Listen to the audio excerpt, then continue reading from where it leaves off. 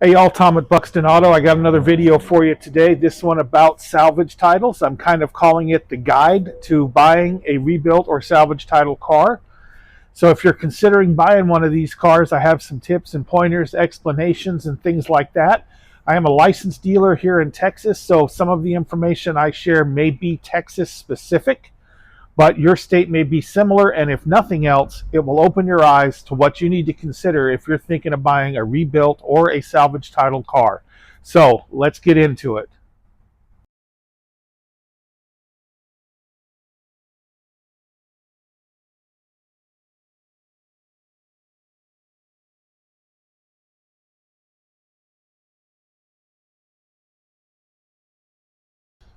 The first thing I want to say is, what is a salvage title car? What is a rebuilt title car? So the terms salvage title and rebuilt title sometimes get used as the same thing, when in reality they are completely different. So a salvage title car is a car that the insurance company deemed a total loss. They paid out the person that owned the car, and then they sold this car at a salvage auction for the intent of someone else to buy the car and either use it as parts or rebuild the car and put it back on the road. So that's a salvage title car. Those cannot be registered to drive in the state of Texas. Those titles are actually pink and they say salvage title car on top of the title. Then you have the rebuilt title car. And a lot of people still call them salvage titles, but in reality they are rebuilt titles. And what that is someone bought that car from that insurance auction. They went through a process of fixing the car, and states are different. Some require some type of inspection, some don't. A lot of them really don't. We'll get into that later. But the car's been deemed by paperwork anyway, safe to be put back on the road.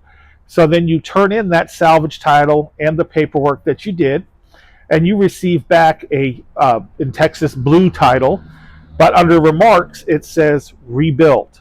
And different states do it differently. Some mention how much of a loss it was estimated to be. Some might say flood. Some might say rebuilt hail. It just depends on your state. In Texas, it just says rebuilt. So that's the two differences. The pink title in Texas, not able to be registered and driven on the road. And the blue title in Texas has already gone through the rebuilding process and has indicated so with the rebuilt mark under the comments. Now, this is one of the things that's really important to think about when you're buying a rebuilt titled car, especially here in Texas. As I mentioned a second ago, if you Google, it will tell you there's an inspection. The reality is there's not any sort of inspection for safety. So if you are buying a car that has a rebuilt title, if it was rebuilt years ago, I wouldn't be as worried about it. If it was recently rebuilt, maybe you're buying it from the person that rebuilt it, I would consider taking it to an auto repair shop or a body shop, having them put it up on a lift and do a real safety inspection. Texas used to have what we called a safety inspection, which was, do your headlights, your taillights, your brakes, all that work. In emissions counties, we still have an emissions test, but we've done away with the safety inspection. And what's crucial about that is nobody is looking at these cars to make sure that the front suspension was actually bolted upright and tight, that the subframe was tight, that the rear differential was in properly. So I would always advise, if you're buying a recently rebuilt car, no matter what state you're in, but particularly Texas, take it to a shop, pay them a little money, and let them check it out for you and tell them, hey, it's a rebuilt title. I want to make sure it's safe. Was the frame cracked and not repaired? Who cares if there's a little crumple that was repaired on the body? But you want to know basically that you can put your wife, husband, daughter, son, mom, whatever in this car and not have to worry about them being unsafe or getting hurt because something was wrong with the car. Another thing you might want to consider if you're trying to buy a car that has a rebuilt title, people often want to know, what was the damage? Well, that damage is actually supposed to be reported in the forms that you use when you're rebuilding a title. But another way to possibly find out what the damage to the vehicle looked like is cut and paste that vehicle's VIN into a Google search and hit the search and then switch the search to images. You can often find pictures of the vehicle still on the insurance company's website where you can see pictures of it that while it was being sold at auction and get an idea of how bad the damage might have been. Again, a quality repair body shop or mechanic that knows how to do things right, I wouldn't have a problem buying one of these cars.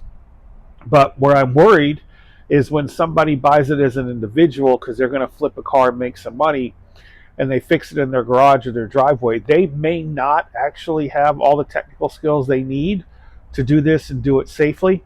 But I will also tell you that the way insurance companies price repairs and body shops, it's almost like a collusion. That body shop knows exactly how much money that insurance company is going to pay. And when they're pricing parts to make these repairs, they price new parts. And when you price new parts, then you're pricing labor to sand those parts, prep those parts, paint those parts. Whereas maybe a little independent dealership, repair, body shop, might be okay with buying parts from a wrecking yard and putting those on. And sometimes you get lucky and you find body panels that are the same color. So just because it was totaled by the insurance company doesn't necessarily mean it was a big, huge repair. It could have been a hood, a grill, a front headlight, and a fender, and somebody could have bought those same panels, that same color, and bolted them up, and you could have been fine. So it really does depend. But that's a good way to try to find it. Google that VIN number, see if anything shows up, then switch your Google search to images, see if you find pictures of that car. Just something to think about before you buy this car. Another question I frequently get asked or people inquire about is who should or should not buy a rebuilt title car.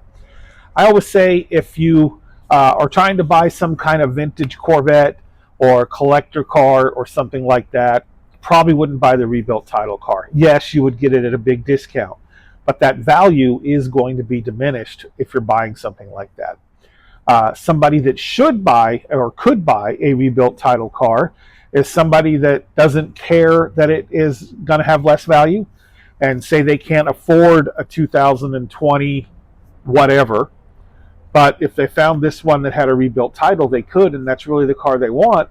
I would say go ahead and buy it. Obviously get it checked out and inspected, but you're going to get to drive the car that you want at a little bit lower price, and there's nothing wrong with that. Just remember that when you go to sell that car, it again will have a little bit lower price. Another person that's great for this type of car is the family's backup car, second car, or somebody that travels a whole lot locally for their job. Maybe you're a realtor, maybe you're a parts deliverer, somebody that just puts a ton of miles on the car. Maybe you live out in the country and you come into this city to work, so you're driving 100 miles a day, 150 miles a day just on your commute. Rebuilt title cars are great for this because, one, they are cheaper. Two, you don't care about the rebuilt part because you're going to put a ton of miles on this car and you're going to ruin the value of the car based on miles. And so, a rebuilt title Honda or Toyota that you're going to commute back and forth to work on, nothing wrong with having a rebuilt title. It's probably a great way to go, and it will minimize the loss that you take on depreciation. And then, of course, there's the car for the teenage driver. I have no problem and even suggest sometimes folks get a rebuilt title car for their teenage driver's first car. Now, why is this? Well, one, the car is going to be cheaper because it is rebuilt. Yes, again, I would say go get it checked out, make sure that it is safe. But let's be honest about teenage drivers, guys. I think every teenage driver is going to have an accident. Either a fender bender or a total in their career. It's almost like a rite of passage. So getting that car that's a little bit cheaper, that maybe is in a price range where maybe you would only put liability insurance on it anyway, that's a good way to get your kid a little bit better car, maybe a little bit newer car, that if they end up wrecking the car, and God, I hope they're safe, but if they end up wrecking the car, you're not out a ton of money. So those are the people that I would recommend are good to buy a rebuilt title car. It's really almost anybody, as long as they're not concerned about collector value or resale values. Because again, these rebuilt title cars, you may lose 25% of retail just based on that. And when the cars get older and age out, it's less important. Like when I buy these cars and I sell them on my lot for $3,000 to $5,000, generally there's a minimal reduction in price based on the fact that they're rebuilt title cars. Now, if I was selling 2020 models, I would probably be seeing that 25% reduction based on the fact that it's a rebuilt title. But anyway, that's who I would suggest buy the rebuilt title cars.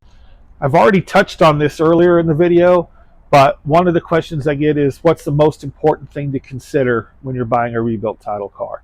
And there are several things to consider, like we've talked about. Obviously, you're not looking to get collector value out of the car. Obviously, you're going to be aware of the price reduction that you will receive when you go to sell it. But the most important thing, in my opinion, about buying a rebuilt title car, and specifically a rebuilt title car that was recently rebuilt, like you might be the first owner of that car after the rebuild process, is take the car somewhere. Please pay that $100 or $200 to have them put it on the lift and check it out. In many states, there is just no accountability for these rebuilt titles. Some states do have an inspection. Almost every state's forms that they have you fill out when you're doing a rebuild title, they want to know where your parts came from, if it was a frame, an engine, something else. Some specific parts, they want the VIN number of the vehicle that it came off of and a receipt that you paid for that part from the Joe Schmo's wrecking yard or whatever. But when if it's an inspection being done by like the state police or something, they're not looking at safety like, is it bolted in right? They're looking to verify that the parts that you use to rebuild the car were not stolen parts. Like, you're not running a chop shop where you steal a car and then you go find cars that are beat up that are like that car and then use the stolen car parts to fix your other cars. That's what the police are looking for, is to stop the chop shops and the thieves. They're not looking for quality of work or complete work. So please, if you do nothing else, if you are going to be the first person to buy that rebuilt title car, or that rebuilt title car was done a year ago or something like that, and somebody's selling it already, please spend the money and go tell the shop, hey, this is a rebuilt title car. I just want to make sure this car is safe for my son, daughter, whoever it might be. Most important thing you can do, guys, make sure the car is checked out and safe. All right, last thing, guys, if you like these videos that I make, please give me a like and subscribe. I have a playlist about behind the scenes of a sleazy used car lot. There's plenty of videos about us buying and selling cars, flipping cars, some of the challenges we come into. I also have a playlist about Texas DMV forms. So if you're a Texas resident, I can show you how to do lost titles, bonded titles, salvage titles, all those fun things. So check those videos out as well. I appreciate everybody watching. I got another video coming up, and y'all have yourselves a bright and wonderful day. If you have any problems, questions, or concerns, put that comment down below. My channel's still small. I'm still able to respond to most all of these comments in a pretty easy time frame. So anyway, guys, next video is coming up. Hope to see you there. Take care.